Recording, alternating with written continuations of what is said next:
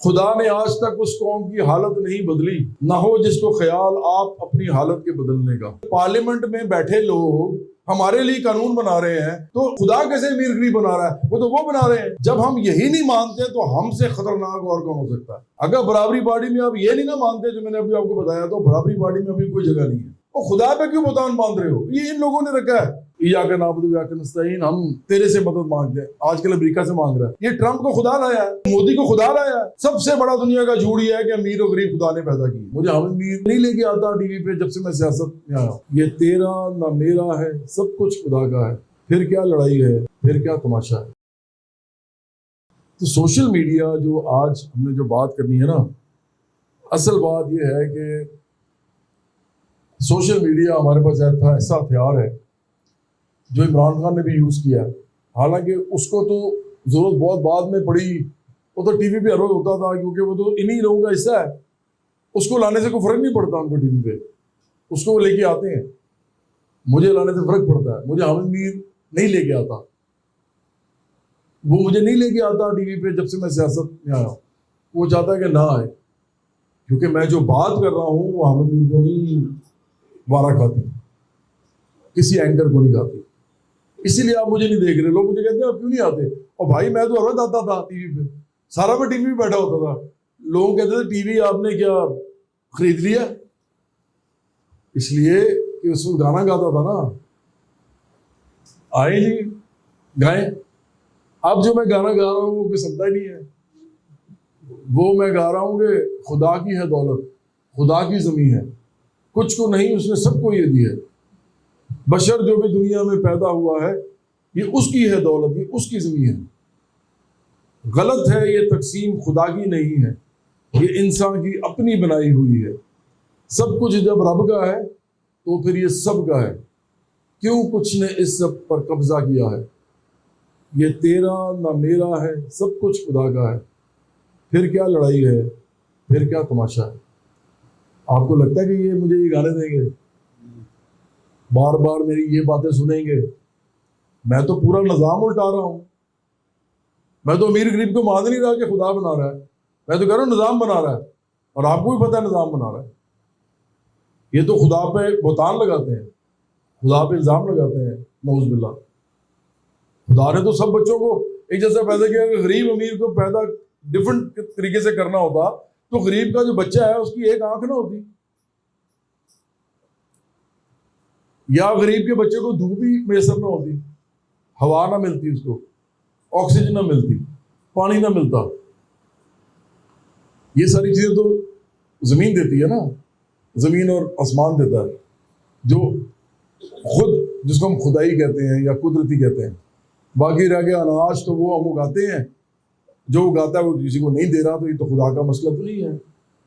یہ خدا نے تو نہیں کہا ایسے نہ کرو، ایسے کرو، ایسے نہ کرو، یہ تو ہم کر رہے ہیں۔ تو یہ سب جھوٹ ہے، ہم تو یہ نہیں مانتے۔ جب کوئی یہی نہ مانے تو سوچو وہ کیا کر سکتا ہے۔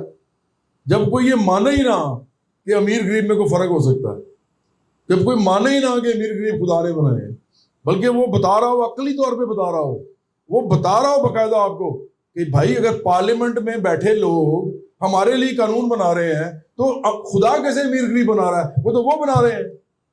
پولیس کے رولز کون لکھ رہا ہے؟ جو پولیس غریب آدمی کو مارتی ہے تھانے میں، وہ پولیس کے رولز کون لکھتا ہے؟ خدا لکھتا ہے، نعوذ باللہ۔ انسان لکھتے ہیں۔ کون سے انسان لکھتے ہیں؟ آپ میں سے کسی نے لکھا؟ امیر آدمی لکھتا ہے، طاقتور لکھتا ہے۔ تو یہ دنیا جو ہے یہ خدا نے بنائی ہے ہمارے لیے، چلا ہم رہے ہیں۔ وہ تو سورج چاند چلا رہا ہے نا، نظام ہم چلا رہے ہیں سیاسی، اور ہم نہیں چلا رہے، امیر لوگ چلا رہے ہیں۔ یہی نظام ہم چلائیں گے تو چینج ہو جائے گا۔ تو آپ کیا کہیں گے؟ خدا نے چینج کر دیا، او ہم نے چینج کیا۔ خدا کی ہمت طاقت لے کے ہم نے چینج کیا ہے۔ خدا نے کب چینج کرنا ہے؟ اگر خدا نے چینج کرنا ہو تو 1 سیکنڈ میں کر سکتا ہے۔ آپ سمجھ رہے ہیں؟ یہ تو ہم نے کرنا ہے۔ اگر خدا نے کرنا ہوتا تو وہ 1 سیکنڈ میں کر دیتا۔ کوئی روک سکتا ہے خدا کو؟ وہ تو 1 سیکنڈ میں سارے ظلم ختم کر دے۔ یہ اس کا ایجنڈا نہیں ہے۔ ایجنڈا اس کا یہ ہے کہ آپ نے کرنا ہے بھائی۔ وہ کہتے ہیں نا، خدا نے آج تک اس قوم کی حالت نہیں بدلی، نہ ہو جس کو خیال آپ اپنی حالت کے بدلنے کا۔ سمپل بات ہے.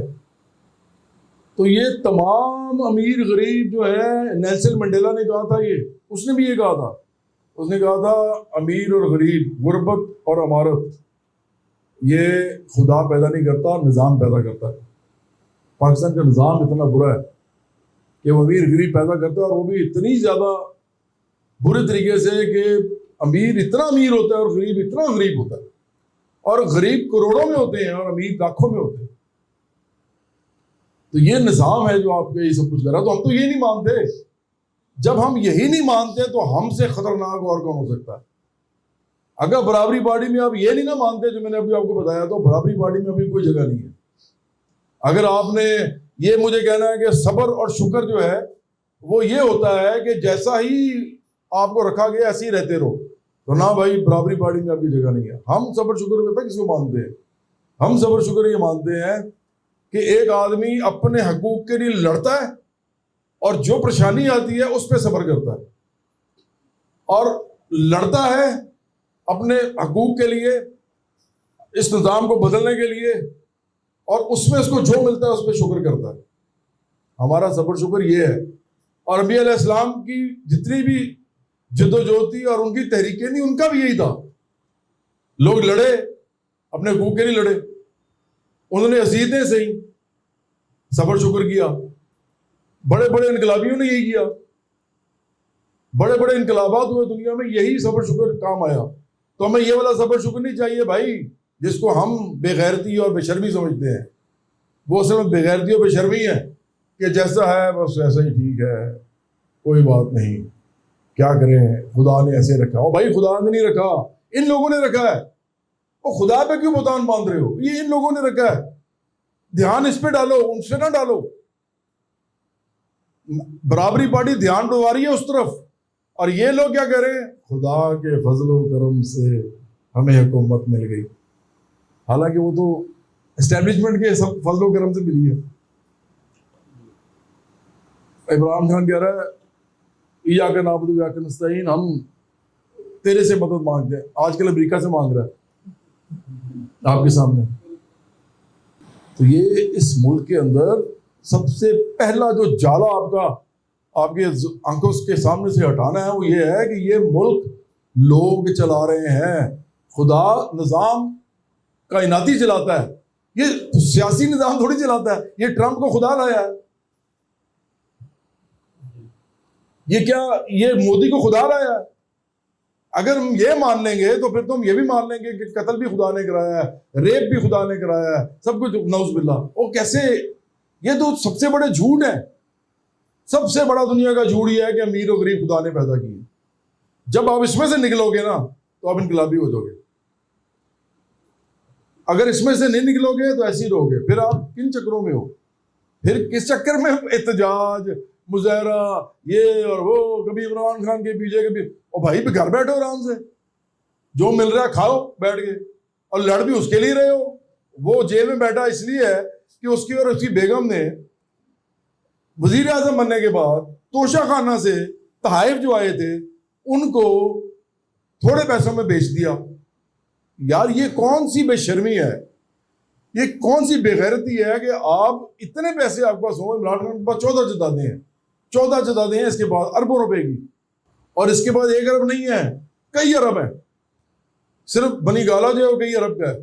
لاہور کا جو گھر ہے یہ 8 کنال والا نہر کے اوپر، وہ بھی ارب کا ہے. اس کے علاوہ اس کے پاس 12 زمینیں ہیں، زرعی زمینیں ہیں اس کے پاس 11، ایک گھر اور ہے. تو مجھے بتاؤ اس کو کیا ضرورت تھی؟ اس کو کیا ضرورت تھی کہ وہ توشہ خانہ کے تحفے بیچ کے پیسے لے لیتا؟ اور وہ پیسے اس نے کیا آپ کو پتا ہے اس نے کیا کیا؟ اس نے وہ تحفے بیچے پہلے اور پیسے جمع بعد میں کرائے. تحفے بیچ کے جو پیسے آئے وہ پیسے بعد میں توشہ خانہ میں جمع کرائے. حالانکہ پروسیجر یہ کہتا ہے کہ پہلے جمع کرانے ہوتے ہیں اور پھر آپ نے تحفے لینے ہوتے ہیں. اچھا، اس نے جو جمع پیسے تحفے بیچے اس کی رسیدیں نہیں تھی، کچی رسیدوں پہ کسی کو ایویں بھیج دیا. مائی باپ کا مال ہے جناب، یہ آپ کا ملک جو ہے یہ آپ کا غلام ہے، آپ کا نوکر ہے. اب وہ بندہ جیل میں پڑا ہوا ہے،